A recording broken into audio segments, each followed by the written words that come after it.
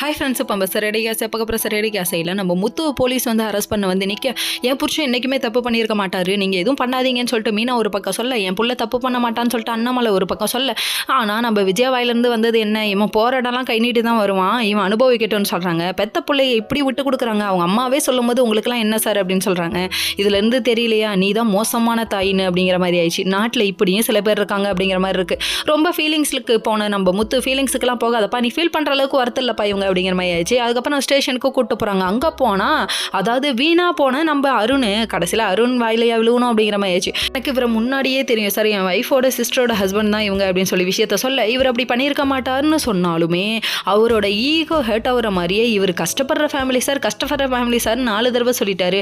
உடனே நான் யாரையும் நம்பில்லை சார், என் உழைப்பில் இருக்கேன் சார்னு சொல்லிட்டு திமிரா முத்து சொல்ல ஆரம்பிக்க, வெளியில் போனோடனே என் ஒய்ஃபுக்காக முன்னாடி இப்படி பேசினேன் சார், அப்படி இல்லை சார், இவர் ஃபேமிலியில் பிரச்சனை உண்டாக்குவார், இவனை ஜெயிலில் பிடிச்சி போடுங்க சாருங்கிறாங்க.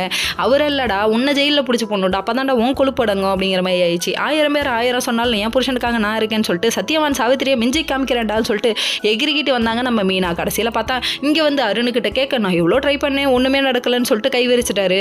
உடனே சீதா கிட்ட மூஞ்ச காமிச்சிட்டு போனாங்க. 1000 பேர் வேணால் கை விடலாம், என் புருஷனை பார்த்துக்க எனக்கு தெரியும்னு சொல்லிட்டு இன்ஸ்பெக்டரை தேடி போகிறேன்னு அங்கே போக கடைசியில் அங்கே முடியலைங்க, எல்லாம் ஊருக்கு போயிட்டாங்கன்னு சொல்ல, இருங்க நான் நிரூபிக்கிறேன்னு சொல்லிட்டு அங்கேயும் இங்கேயும் அலைஞ்சு பார்த்தாங்க. கடைசியில் பார்த்தா சிட்டின்னு சொல்லிட்டு விஷயத்தை கேள்விப்பட்டவங்க சிட்டியை பிடிச்சி அடி நடிக்க உண்மையை கண்டுபிடிக்க ரோஹிணின்னு சொல்லிட்டாங்க.